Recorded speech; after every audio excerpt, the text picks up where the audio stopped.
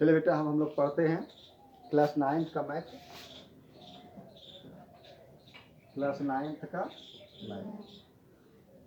हम लोग वास्तविक संख्या रियल नंबर पढ़ चुके हैं। लेसन 1 हमारा पूरा हो चुका है। वास्तविक संख्या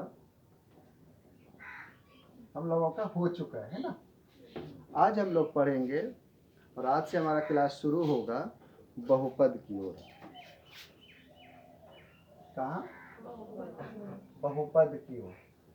अब हम लोग पढ़ेंगे बहुपद। यह क्लास अभी से शुरू हुआ। बहुपद क्या होता है? बहुपद का मतलब ही होता है कि वैसा पद जिसमें क्या हो, बहुत सारा पद, अनेक, बहुत मतलब अनेक पद। क्या हो गया? अनेक पद। बहुपद क्या है? अनेक पद।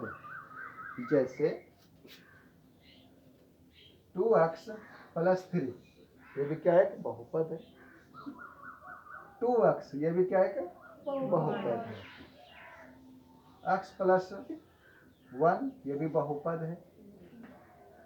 2x² + 3x + 2, ये भी क्या है? बहुपद है।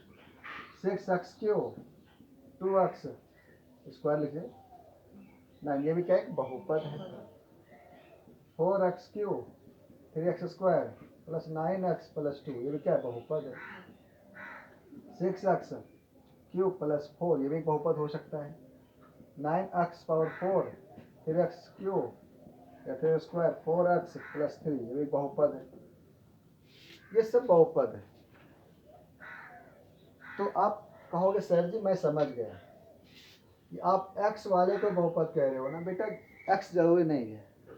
अगर आपका इच्छा नहीं सर जी हम y लिखेंगे, 2y + 3 2y, y + 1 2y² + 3y + 1, तो y भी होगा तो उससे कोई दिक्कत नहीं है। ऐसा नहीं, मतलब ABCD यानी अंग्रेजी वर्ण वाला का कोई भी अक्षर होगा तो वो क्या होगा, इसमें हो आ सकता है, x की जगह पे आ सकता है। मान लीजिए 3s + 3 2s s + 1, ये सब क्या है बेटा? बहुपद में से गिनती आता है। लेकिन अब इन सभी उदाहरणों से एक बात तो स्पष्ट हो गए कि सर जिसमें x y z ABCD का कोई भी एक अक्षर आना कंपलसरी है नहीं, यह यहाँ आ रहा है। तो बेटा इसको हम लोग बोलते हैं चर मान। ये सब क्या है? चर मान है। x वगैरह क्या है? चर मान। चर मान उसे कहते हैं जिसका मान बदलते रहता है, तो ये चर मान है। और ये देख रहे यहाँ पे अंक, इसमें x y z वगैरह कुछ जोड़ा हुआ नहीं है, तो ये हमारा कहलाएगा अचर मान। समझ रहे हो? तो ये हमारा अचर मान है। बहुपद जो होता है, ये बहुपद कई प्रकार के होते हैं। अब कुछ नाम देखिए। बहुपद की अगर प्रकार की बात करेंगे तो इस प्रकार से देखिए। एक बहुपद का प्रकार है कि एक पदी बहुपद, एक पदी बहुपद जिसमें सिर्फ एक ही पद होगा। जैसे 3x, ये एक पदी बहुपद है ना। 4x एक पदी बहुपद है। 3x², ये भी कितना है? एक पदी बहुपद है। समझ रहे हो? कहीं आपको मिलेगा द्विपदी बहुपद जिसमें दो पद हो। 3x² + इस x + 4x, देखिए दो ही पद है। x² + 9, देखिए दो ही पद है। x + 7, दो ही पद है। x³ + 7 या कुछ लिखिए, दो ही पद, क्या कहलाएगा? द्विपदी बहुपद। इसी प्रकार से त्रिपदी होता है। क्या होता है? त्रिपदी, जैसे 3 पद। तो द्विपदी में क्या हो गया? द्विपदी। और क्या हो गया? त्रिपदी। त्रिपदी, इसमें 3 पद होगा। 3x² + 9x + 7 4x³ 7x 2x³ 4x + 2, देखिए यहाँ पे 3 पद है बेटा। इसी प्रकार से अगर 3 से ज्यादा पद हो गया, 3 से ज्यादा पद हो गया मतलब 4 पद हो गया, तो 3 से ज्यादा पद के लिए क्या बोलते हैं इसको? बहुपदी। क्या हो गया? बहुपदी हो गया। बात समझ रहे हो? तो ये जो मैंने पद के अनुसार से बहुपद को तोड़ा तो उनका ये स्वरूप है। तो ये मैंने किससे बांटा? इसको मैंने डिवाइड किया प्यारे बच्चों, किस अनुसार से? पद के अनुसार से। समझ रहे हो? तो बहुपद पद के अनुसार से एक पदी, द्विपदी, त्रिपदी, चतुर्थ पदी, बहुत सारा पदी कर सकते हो, उसकी गिनती नहीं है। इस प्रकार से इसको हम बंटवारा डिवाइड वगैरह करते हैं। बात समझ रहे हो? इसी प्रकार से अब इसी बहुपद को अगर आप चाहें तो किसके अनुसार से? घात के अनुसार से। घात समझ रहे हो? जो किसी चार मान के ऊपर जो संख्या होता है, घात के अनुसार से भी बहुपद को हम लोग बांट सकते हैं। किसी बहुपद में एक घात होगा, घात की संख्या कितना होगा? एक होगा। जब घात की संख्या एक होगा, कौन घात? अधिकतम घात या बड़ा घात, है ना? तो अधिकतम घात की संख्या एक होगा तो उसको हम लोग बोलते हैं रैखिक बहुपद। क्या बोलेंगे उसको? रैखिक बहुपद। कैसे? अब देखिए 3x + 4 या ax + b, देखिए कितना इस पर घात अधिकतम है बेटा? एक घात है। जैसे 9x, जैसे 6x - 3, जैसे x - 4, क्या देख रहे हो यहाँ पे? अधिकतम एक घात है। तो घात के अनुसार से बहुपद का पहला प्रकार है एक पदी, एक घातीय या रैखिक बहुपद। जिस पर एक घात होता है वो रैखिक बहुपद कहलाता है। अगला, अगर अधिकतम दो घात हो, घात की संख्या क्या? दो, अधिकतम दो घात हो, अधिकतम दो घात हो तो उसको हम लोग क्या बोलेंगे? उसको बोलेंगे द्विघात। क्या बोलेंगे बेटा? द्विघात बोलेंगे। जैसे देखिए ax² + bx + c, देखिए बड़ा घात कितना है इसके ऊपर है? दो है, तो क्या कहलाएगा? द्विघात। ठीक है, इसको मत देखिए, इस पर एक घात है लेकिन बड़ा घात कितना है बेटा? दो। एग्जाम्पल और लेंगे तो मिलेगा 4x² 3x + 7, क्या मिला आपको यहाँ पे? बड़ा घात ये है, तो ये द्विघात है, ये बड़ा घात है ना। ऐसे 6x³ प्लस क्यू हो गया ना, स्क्वायर + 9x + 2, ये भी द्विघात हो जाएगा, इसके बड़ा घात दो है। 6x या 7x² - 9, ये भी बड़ा घात दो है।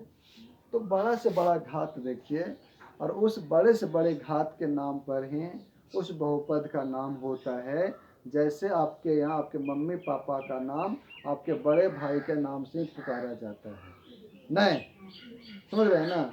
जैसे अगर आपका बड़े भाई का नाम राजू मंडल है तो राजू माँ, राजू पापा कहाँ गए लोग, ऐसा का होता है ना, बड़े भाई बेटे। उसी प्रकार से यहाँ बहुपद में होता है, जो बड़ा घात है उस बड़े घात से उस बहुपद का नाम होता है। समझ रहे हो? और घात के अनुसार से अब आ गया क्या? अब अगर अधिकतम घात कितना हो बेटा? 3 हो तो क्या कहलाएगा वो? त्रिघाती। क्या कहलाएगा वो? त्रिघाती बहुपद कहलाएगा, त्रिघाती बहुपद कहलाएगा जब अधिकतम घात 3 हो। जैसे क्या? ax³ bx² + cx + d, अर्थात 4x³ 6x² + 6x + 4। देखिए इसमें घात एक भी है, घात दो भी है और घात 3 भी है, लेकिन बड़ा कौन है? 3 है, इसलिए इसके नाम पर इसका नाम पड़ेगा। तो क्या हो गया? ये त्रिघाती। 4x³ + 6x। ऐसा नहीं कि सर यहाँ पे घात दो वाला पद नहीं है इसलिए त्रिघाती नहीं, वो मतलब नहीं होता है। देखना कि बड़ा से बड़ा घात इस बहुपद के अंदर है कौन, कितना है? तो 3 है, तो क्या कहलाएगा? ये त्रिघाती। ऐसा नहीं कि 9x⁴ क्यू कर दीजिए और कुछ नहीं है, बस यही है, सिर्फ यही है ना। अब बोलो ये कौन बहुपद हुआ? ये भी त्रिघाती हुआ। ये क्या हुआ? त्रिघाती बहुपद हुआ। आ रहा समझ में?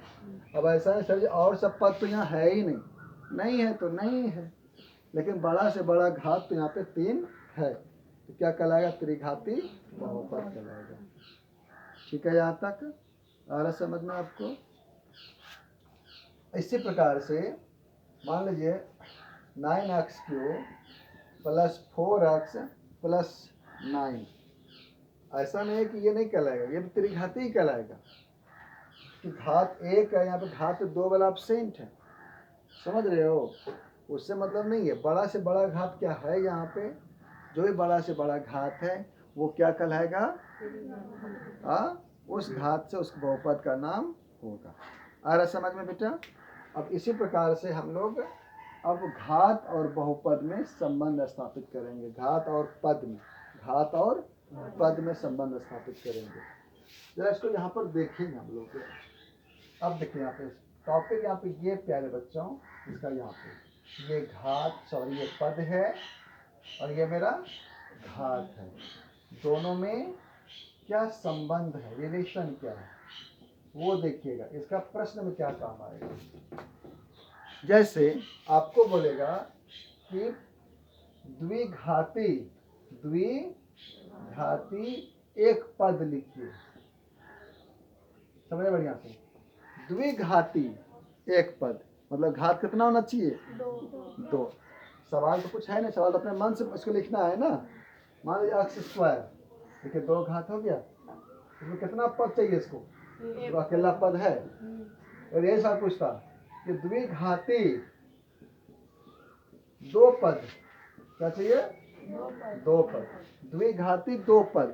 तो या क्या करते हैं, x² यहाँ लिखे, 2 पद अपने मन से कुछ लिखिए 4। देखिए द्विघाती 2 पद हो गए यहाँ पे। हाँ, अगर ऐसे पूछा जाता कि पंचघाती या घात 5, ऐसे पूछता, घात 5 के 3 पद लिखे, 3 पदों के बहुपद, 3 पदों के बहुपद लिखे, तो यहाँ डरना नहीं है। 5 घातों के लिखिए, x का कितना हो गया? ये पंचघाती हो गया। क्या बोला, कितना पद चाहिए हमको? 3।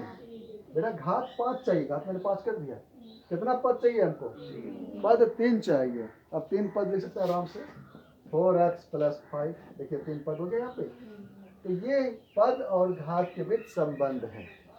तो इस प्रकार से आपको सवाल मिलेगा, जैसे मिलेगा कि घात 100 के द्विपदी लिखे, घात 100 के द्विपदी लिखे। तो आराम से घात 100 कह रहा है ना, तो कुछ भी ले लीजिए, x⁻100 लिख लिए। कितना पद चाहिए? 2 ही पद चाहिए। इसका कुछ मान लीजिए अपने मन से, मान लीजिए 9x है ना, ये पावर 4, कुछ भी मान सकते हैं, लेकिन बड़ा से बड़ा घात यहाँ पे मेरा 100, समझ रहे हो? तो 100 घात के 2 पद हमने ले लिया। आ रहे समझ में? इसको जल्द से उतारेंगे और फिर हम लोग चलेंगे बहुपद का पहचान कैसे करेंगे, समझ रहे हो? या आप चाहो तो बहुपद का पहचान आप यहाँ पर भी लिख सकते हो, देख ही लो, तब उतार लीजिएगा। अब यह प्रश्न आप ये प्यारे बच्चों कि बहुपद का पहचान कैसे हो, बहुपद को कैसे पहचाने कि बहुपद सही है या गड़बड़ है, हमको ये पहचानना है ना। मैंने आपको 4 बात याद करने के लिए कहा था कि देखिए चर मान को देखो, चर मान के ऊपर जो घात है, चर मान के घात किसमें ना हो? भिन्न में ना हो। चर मान के घात ना ही भिन्न में हो, ना ही ऋणात्मक पूर्णांक में हो। किसमें? पूर्णांक, मतलब ऐसा नहीं घात जो है -1/2 रे, ये क्या भिन्न हो गया ना। ना ही घात किसमें हो? ऋणात्मक पूर्णांक में हो। ऐसा घात माइनस में भी ना होना चाहिए। बोला था कि ना ही, ठीक है, ना ही, ये तो मैंने घात के बारे में बताया था, ठीक है। अब चर मान में देखिए, चर मान के रूप में, चर मान के रूप में, तो अगर चर मान क्या हो, ना ही कहाँ हो, हर में फंसे, हर में फंसे, अगर हर में फंस गया तो वो हमारा बहुपद नहीं होगा। जैसे देखिएगा x प्लस 1/x, अगर आप इसको हल करेंगे तो x आपका नीचे हर में ही फंसा रह जाता है, तो ये भी हमारा बहुपद नहीं होगा। और चौथा मैंने बोला था पॉइंट, चर मान ना ही क्या हो, ऋणात्मक हो, या चर मान के ऊपर ना ही किसी प्रकार का वर्गमूल हो, अर्थात चर मान वर्गमूल के अंदर ना फंसा हो, है ना। आसान भाषा में बोलेंगे कि चर मान क्या हो, ना ही वर्गमूल में फंसा हो। इतनी सारी बातें हमने बताया था, ये 4 बिंदुओं को याद रखना है बहुपद को पहचानने के लिए।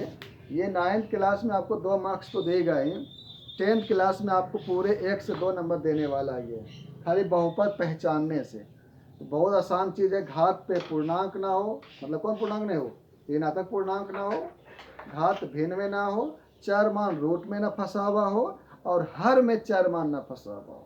ये 4 बातों अगर याद रखेंगे तो हमें ये 2-4 मार्क्स आराम से मिल सकता है।